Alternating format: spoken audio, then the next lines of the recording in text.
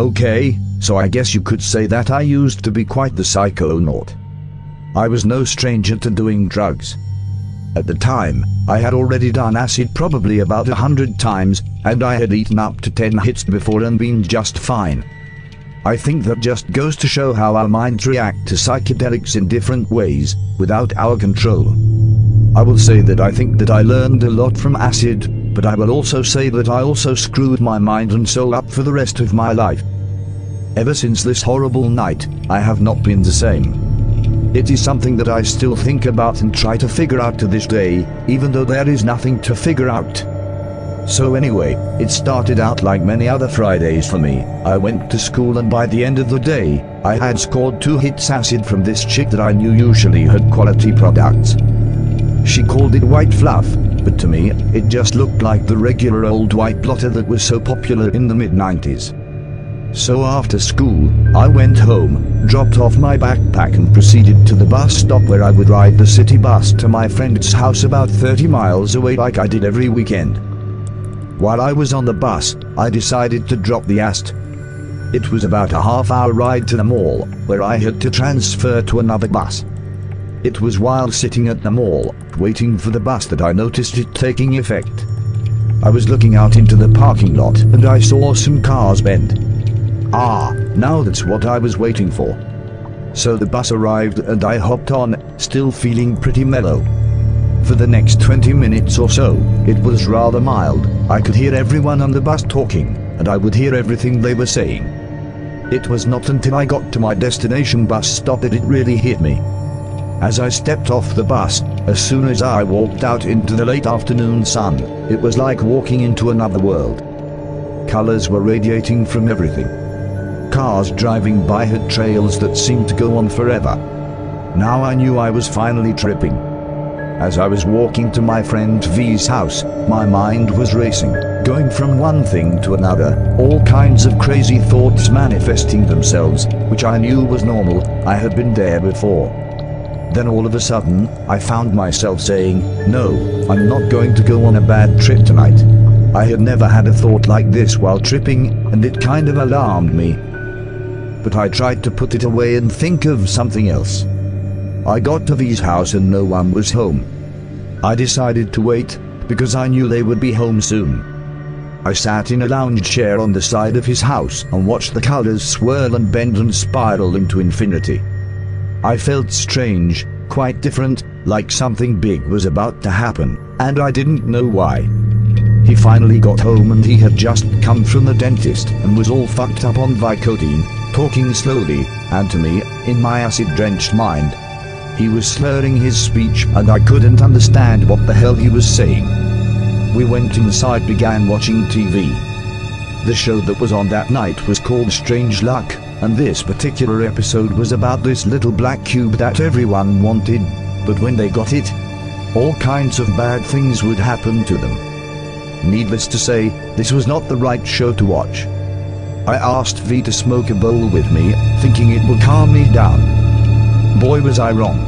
With every toke I took, the world got more and more unnoticeable. I had to get up to get something to drink, and on my way to the fridge, I thought I noticed that every move I was making, every step I took, was exactly what was happening on the TV. I began to think that V was fucking with me.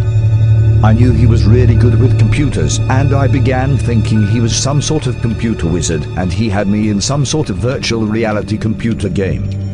This is when it all started going way downhill. V could see I was getting a little edgy, so he asked if I wanted to go to Bo's house down the street. Bo was an older guy in his late 20s at the time, and he was our mentor in these areas. I said yes, because I knew he would know how to make it all better. We walked outside and into the street. As soon as we began walking in the direction of Bo's house, this huge pickup truck drove by us, and for some reason, it really freaked me out. I looked down at the ground, and I could see the ground moving by under my feet, but when I looked up, I was not moving. I felt I was going nowhere. At this point I could tell that I could not distinguish reality.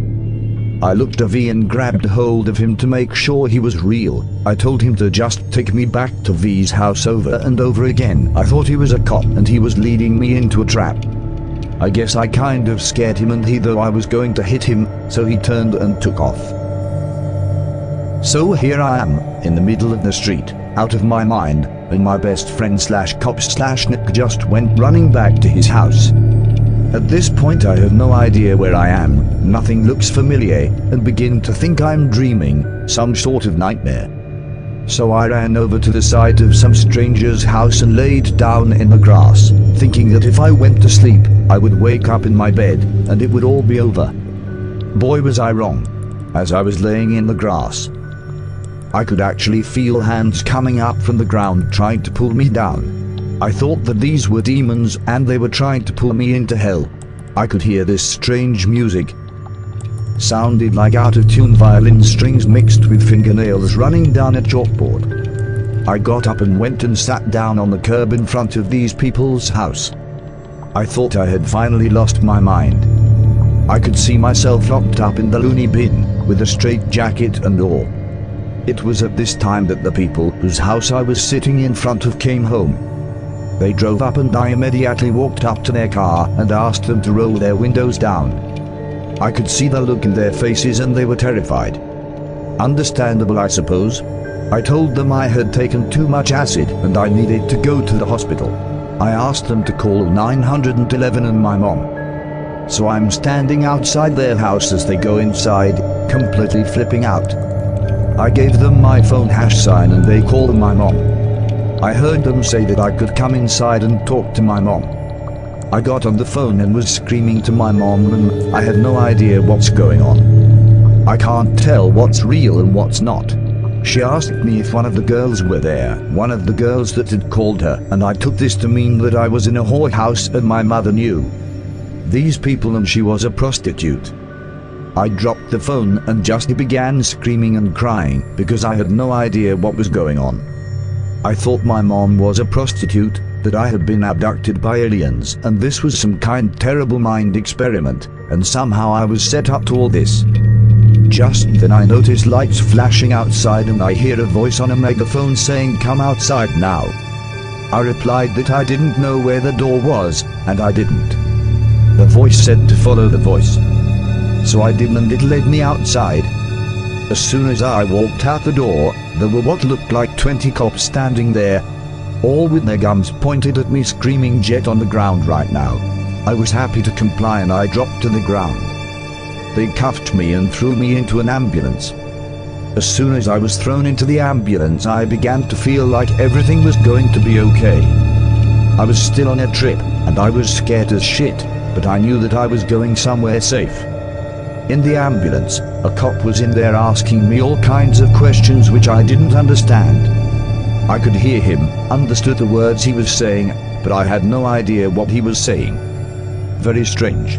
All I could see was his head floating around the ambulance in a white fuzz, for most of the trip to the hospital. I just laid there staring at everyone who tried to talk to me. I didn't say a word and I couldn't understand why so many people were inside the ambulance. Even though all I could see was one face at a time, floating around in space. I arrived at the hospital and they must have shot me up with something because I all of a sudden felt like I was floating on a cloud and I was very calm. My mom made everything better, even though I still thought she was a prostitute and she looked like a zombie. My mom made me realize that everything was going to be okay. I stayed at the hospital, I guess, until my pupils stopped dilating because they were shining that damn light in my face every 2 minutes, it seemed like. On the ride home, as I was finally coming to, I asked my mom if any of it was real. I was somewhat back to normal now, but everything I went through still seemed so real. I was not right for some months afterward. It took me years to get to the point where I didn't think about it every day. I still to this day wonder if there really was something deeper to what happened to me that night. I still wonder if I was part of some sort of experiment, simply because it was so real, and I still remember everything clearly, as if it happened yesterday. I do know, however, that this is the nature of psychedelics. We start the journey in search of some sort of deeper knowledge, to open our minds, or to have a spiritual experience, only to find ourselves opening Pandora's box and unleashing our worst nightmares into reality. I did acid a couple times afterward, but every time I had to fight to stay sane. It was a struggle just to keep myself from going over the edge. I finally decided that it was not worth the mental pain anymore and stopped. I haven't done acid in 9 years now, and although I still find myself wanting to catch a glimpse of the beauty that I once knew, I am always reminded of the horrible nightmare of that fateful night.